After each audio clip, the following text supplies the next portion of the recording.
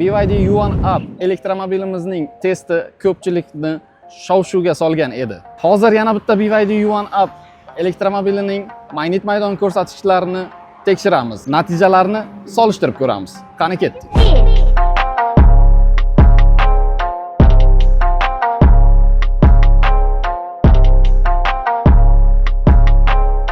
Elektromobilimizning haydovchi o'rindig'idagi ko'rsatkichimiz 406 milligauss. Haydovchi oyoq osti ko'rsatkichimiz 508 milligaussgacha ko'tarildi do'stlar.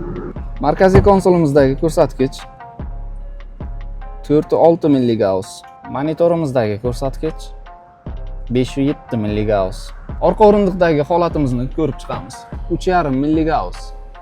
Oldingi va hozirgi testimiz natijalarini solishtiradigan bo'lsak, BYD U1 Up'imiz ichidagi eng yuqori ko'rsatkich haydovchi oyoq ostida 6 milligauss. O'tgan safargi videomizdagi U1 Up'ning ko'rsatkichi ham aynan haydovchi oyoq ostida edi.